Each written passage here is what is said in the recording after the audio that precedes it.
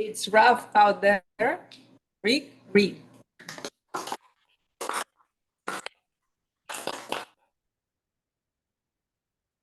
Finding a new job and dating are the exact same process.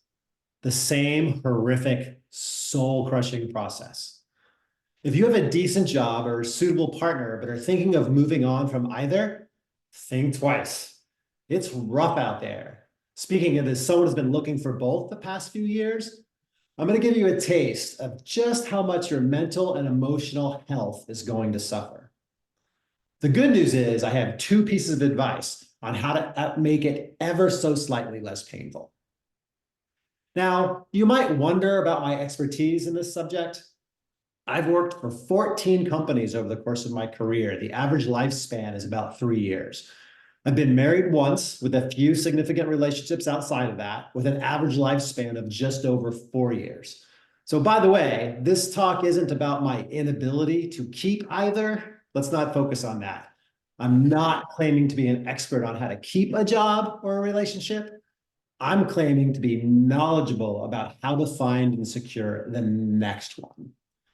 My experience has taught me that the processes to obtain either are indistinguishable from each other, with similar ways of finding what you want, interchangeable pitfalls, and the development of identical skills in order to be successful.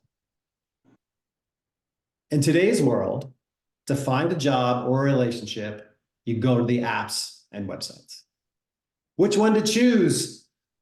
There are several different ones, and the one you pick is going to filter your choices. Do you want something temporary? Do you need just an extra little project to fill up your free time? Are you looking for the last one you'll ever need to find? Where you decide to look is the first part of the journey. You don't even have to limit yourself to one. The only issue is how much you can personally manage, because frankly, it's a lot of work to do right. One is sometimes enough, two is a lot, and four, well, that's just masochistic. So now you go and create a profile, and this is by far your most important step. Your profile wants to be accurate.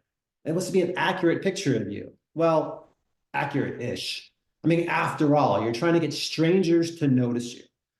The first few words in your profile picture are often all someone looks at before deciding whether or not to reach out. Exaggerate, embellish, or enrich at your peril. You don't want someone finding out that your profile is inaccurate, because that only leads to trouble further down the line when your true self is inevitably found out. But let's say your profile works. This is a thrilling time. Somebody's expressed an interest in you, and this is a huge endorphin rush. However, you still have to navigate this vetting process, which is filled with opportunities to horribly mess up the situation. It won't be all of your fault, though. Communication might be slow, taking days and even weeks to communicate each party's wants and needs, and then defining what those next steps are.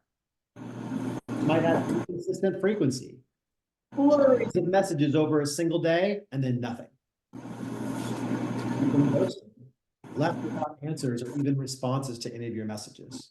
If the process fails, you never quite know why. No one is forthcoming with an answer. Potential partners simply ghost you. If you're really lucky, you might receive a response, but it's probably going to be we are moving forward with another candidate at this time. Frankly, I'd rather be ghosted than actually have confirmation that someone out there is better than me. The unfortunate thing is these processes are there for a reason. They sort of work.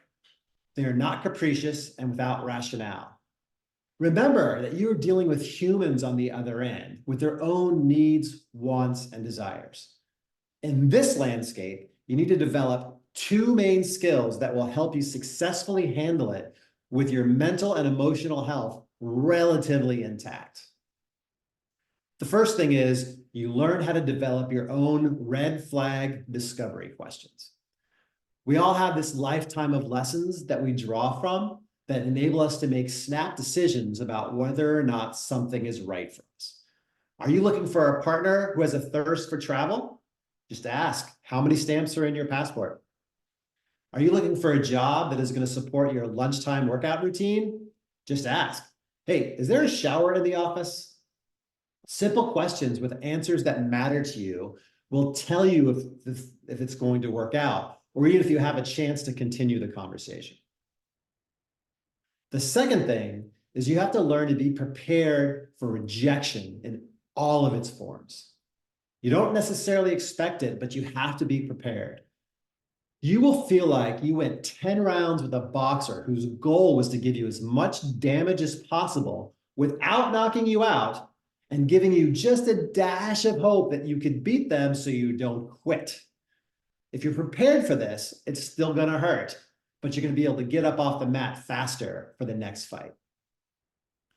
Fellow Toastmasters, it may not sound like it, but I believe that a great job and a great partner will absolutely change your life for the better. I am a firm believer in good work and good love. I'm just trying to warn you that if for some reason, probably through no fault of your own, you find yourself looking for either, today's process to do that is the same.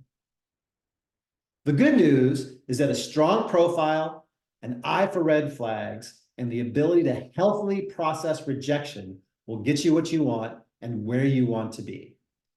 You're just going to take a beating on your way there. Thank you.